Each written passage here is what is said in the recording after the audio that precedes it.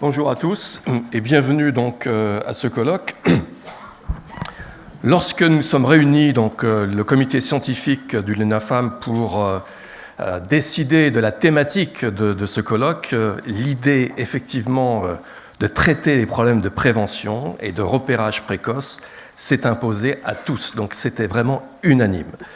Pourquoi ? Parce qu'on sait que lorsqu'on considère une pathologie, quelle qu'elle soit, en particulier le cancer, la maladie cardiovasculaire, le diabète, eh bien, on dispose effectivement de marqueurs, en quelque sorte, de signes qui permettent de repérer très très précocement ces pathologies. Et plus on intervient précocement, et plus effectivement on va avoir des résultats, on va réduire effectivement les risques, les dégâts, les dommages causés par la maladie.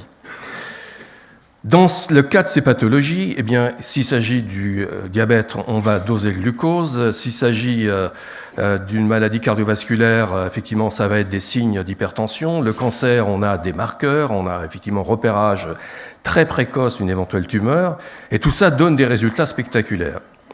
Dans le cas des pathologies psychiatriques, la situation est beaucoup plus compliquée, dans la mesure où effectivement on n'a pas de marqueurs simples, donc des dosages sanguins ou autres, qui permettent d'identifier à coup sûr qu'effectivement il va y avoir un risque de transition vers une pathologie.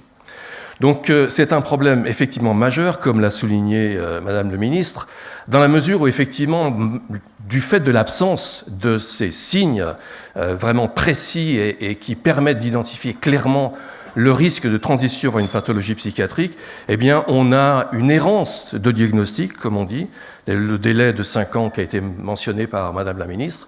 Et pendant ce temps-là, effectivement, il va se passer des choses très dommageables dans le cerveau, dans la mesure où, comme vous le savez, le cerveau se développe progressivement, les connexions se mettent en place, et ceci jusqu'à 22-25 ans même, donc chez l'homme.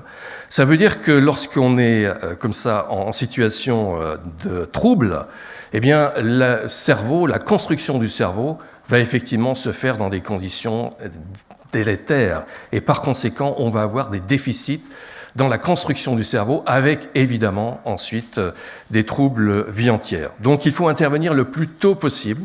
Et là, on va donc discuter de cet aspect aujourd'hui. Qu'est-ce qu'on peut faire pour effectivement avoir des signes les plus précoces, pour identifier le risque de transition vers la schizophrénie? Et une fois qu'effectivement ces signes sont présents, eh bien qu'est-ce qu'on peut faire? Quel type d'intervention il faut mettre en œuvre pour empêcher effectivement qu'on ait donc cette dégradation dans la construction du cerveau. Comme vous le savez, et comme l'a signalé Madame le ministre, effectivement, on est en retard en ce qui concerne la recherche en psychiatrie en France, mais on a pris conscience effectivement de ce retard et les choses enfin se mettent en place. Et en particulier dans ce domaine de prévention, d'identification donc des facteurs de risque, d'identification des signes précoces de la pathologie et la mise en œuvre d'interventions, là aussi, le plus tôt possible.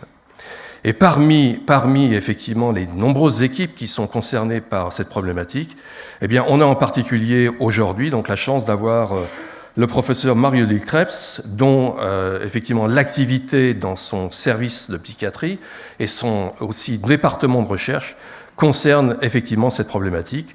Et je lui donne immédiatement la parole.